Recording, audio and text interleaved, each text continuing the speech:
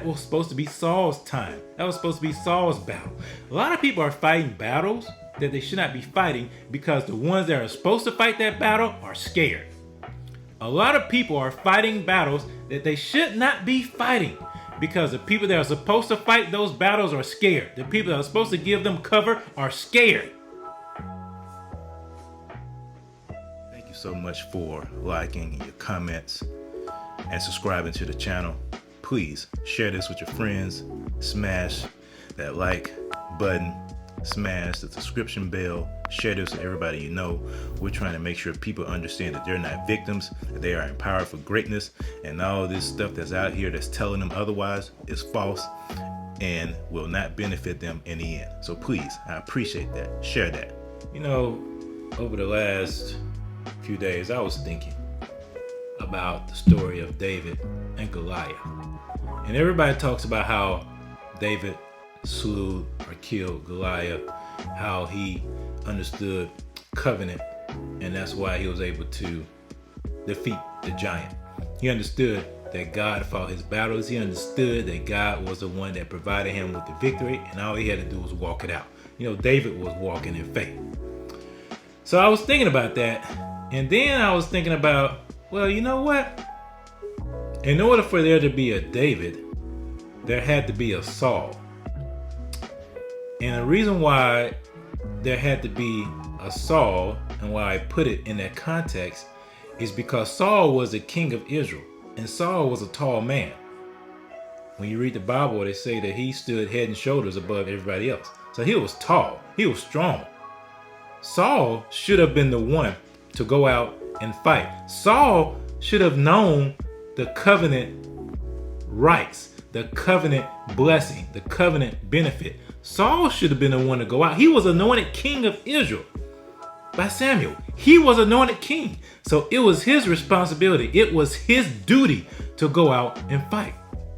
But you see, when David came in and David slayed Goliath, you have to understand something. David had already been anointed by Samuel because Saul had left God. Saul had disobeyed God. Saul's heart had turned from God. So therefore, Saul, the reason why Saul did not go out and fight is because Saul knew the anointing of God was not on him. So he was afraid. He was timid. And when you disobey God, when you're not in covenant with God anymore, when you try to do things your own way, that leads to fear and timidity. And I say all that in light of what's currently going on in our culture, what's currently going on in our communities, what's currently going on in our world. In light of the Kyle Rittenhouse trial, many of you know Kyle Rittenhouse, the young man in Kenosha, Wisconsin, who killed 2 people and shot another. Some say self-defense. Some call him a vigilante, white supremacist, which doesn't make sense because it's funny. You can be a white supremacist for anything nowadays. Political analyst Brittany Packton Cunningham. She's a former member of President Obama's 21st Century Policing Task Force. What do you make of the rise in white vigilante violence, which is, I think, how we can categorize these cases? Well, we actually need to be talking about the inevitable outcomes of a culture of white supremacist patriarchy that depends on violence. You know, bell hooks would consistently remind us that we cannot separate patriarchy from white supremacy, from heteronormativity, from all of these kind of dominant structures. We know that white supremacist patriarchy will continuously depend and rely on violence to maintain and create the social order that it prefers, which means that anyone who has an identity, whose existence actually flies in the face of black folks, brown folks, LGBTQ people, disabled people, etc., or anyone whose politics would demand equity for all of us, that those folks stand in the way of the social order they prefer. I'm a white supremacist because I espouse biblical values, because I tell people that no, you can have personal responsibility. You can pull yourself up by the grace of God. You don't have to depend upon white people to give you everything that you need. So I'm considered a white supremacist. I'm the black face of white supremacy. I have a black mouth speaking white supremacist words, so to speak. So white supremacy is something that is ubiquitous with anybody that disagrees or does something that the political left, the Marxists and the communists and the socialists do not like. Even apart from the long history of collaboration between police forces, white supremacist organizations, and white militias, we have a very recent history of this as well. We've had situations where police kill someone, there is protesting, and then in addition to the police presence in the street, which is a problem, we have white militia groups showing up, white supremacist organizations showing up. We saw that in Ferguson, we saw that in Minneapolis, and we saw that in Kenosha. And I think one of the things that is being kind of glossed over here is the fact that that is exactly the element that Kyle Rittenhouse belongs to. I know that it can't be introduced as evidence in the court, but we all know that he was at a bar during this time that he was on release from jail with Proud Boys, buying him drinks as an underage person, right? So that is the larger reality.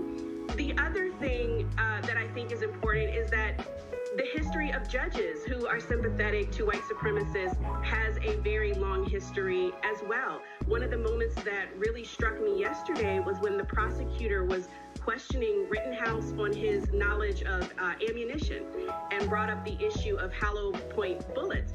And the judge actually interrupted and testified. I mean, Illy can maybe correct it for me if I'm incorrect. I'm not a legal expert, but it certainly seemed to me like the judge was testifying in Rittenhouse's place and tried to make it seem like the prosecutor was incorrect in the way that he was discussing ammunition. The judge seemed to be trying to downplay the extra lethality of hollow point bullets.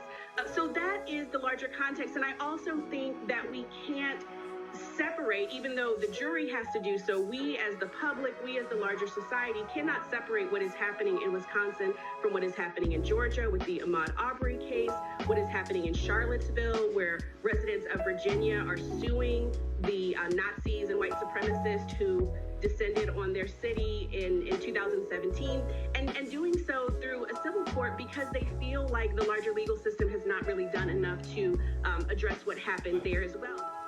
Despite the fact that Kyle Rittenhouse, the two people he shot and killed were white, and the third person he shot was white, that doesn't matter. Those people were out there fighting for black lives, if you will. Destroying property for black lives, if you will. So I say that because what led to Kenosha, what's led to a lot of things that we've experienced in our land is because there are too many Sauls and not enough Davids. There are too many people who have rejected covenant relationship with God. Too many people who have turned their backs on biblical values. Too many people who have rejected the truth that's found in God's word and exchanged it for a lie, as it says in Romans 1. And so therefore, these people, they can be big and bold and gruff and talk a big game. But when the truth needs to be expressed, as they say, when the rubber hits the road, when you need somebody to step up and do something, they fade to the back. They leave a void. And therefore, it allows all the demonic forces, all the power of the enemy, everything that wants to destroy this land, everything that wants to destroy families, everything that wants to destroy people, it allows that to operate freely because the people we expect to operate as Saul are retreating and are allowing these things to happen in our communities. They are allowing death to be flooded into our streets, flooded into our households, flooded through our TVs, flooded through our phones. They are allowing it. Instead of stepping up, understanding what their covenant right is, understanding who has their back, and fighting a righteous battle. Like David said, is there not a cause? Is there not a cause? But no, you have to understand something. When David fought Goliath, he was young. He was not ready to be king. It was not his time yet. That was supposed to be Saul's time. That was supposed to be Saul's battle. A lot of people are fighting battles that they should not be fighting because the ones that are supposed to fight that battle are scared. A lot of people are fighting battles that they should not be fighting because the people that are supposed to fight those battles are scared. The people that are supposed to give them cover are scared. And so the covering has been removed. And so therefore you're letting these young people are having to fight battles they should not have to fight. Young people are fighting battles that they should not have to fight. The things that are coming their way, they should be protected from that. But instead, too many people are acting like Saul, forgetting their covenant rights, forgetting who they are, and therefore retreating and fading to the black and letting these things just attack our children. So you have people like Kyle Rittenhouse who made a foolish decision to go into Kenosha. He said he was going there to be a medic. I don't know. I haven't followed the trial closely enough to get into the nuts and bolts of it. I do know one thing, that because of the fact too many people have retreated, have become Saul and faded to the back, it has opened the door for people like Kyle Rittenhouse to feel they have to take it upon themselves and do something. No matter how foolish it may appear, he's thinking like a child. See, when you are a child, you think like a child. And so when you don't have people stepping up and being the kings and being the leaders like they should, understand their covenant relationship, understand the covenant benefits, but instead retreating and fading back, then you leave the young people no choice. And yet, folks want to blame young people when they don't do things the way that you expect them to, or they don't do things the way that you will want them to do things. They're David. They're young, but they understand the covenant. They understand that they have a backing. They understand whose might they're fighting in. And so, yeah, they go out and fight. And they make decisions that you may not agree with. But at least they're doing something. Is there not a call? You know, and the problem is, you don't have enough. We have too many Sauls. You don't have enough Davids. And you have too many people who want to be agitators. From LeBron James, from all these people talking about white supremacy with this case. These are agitators, like I've said over and over and over again. They want to use race. They've been using race. They've been using race to destroy America. Their plan is destroy America and rebuild it in the image of China, communist, Marxist, socialists. That is the plan. And they're using the black community. In particular, they're using black people because they wrap everything in blackness, from LGBTQ to Asian hate. Everything is wrapped around blackness because they know it's more palatable, because black people have been abused.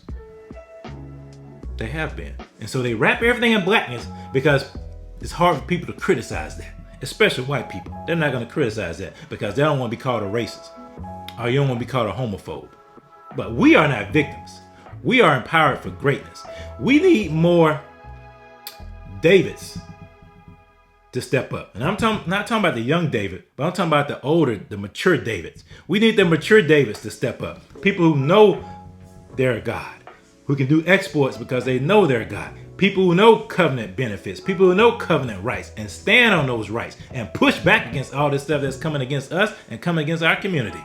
Because we are not victims. We are empowered for greatness, and we must stand up and fight so we can prevent instances that led to a Kyle Rittenhouse being on trial. We can prevent those things that prevented a Jacob Blake being shot. We can do that. We can stop all of that. But we have to step up and be the mature Davids, to be the ones who not only have covenant knowledge, but have covenant experience. We have experience with God. We know him intimately. And that's what's needed in this land today. That is what is needed. We are not victims. We are empowered for greatness. We need more Davids and less Sauls. We have too many Sauls and not enough Davids.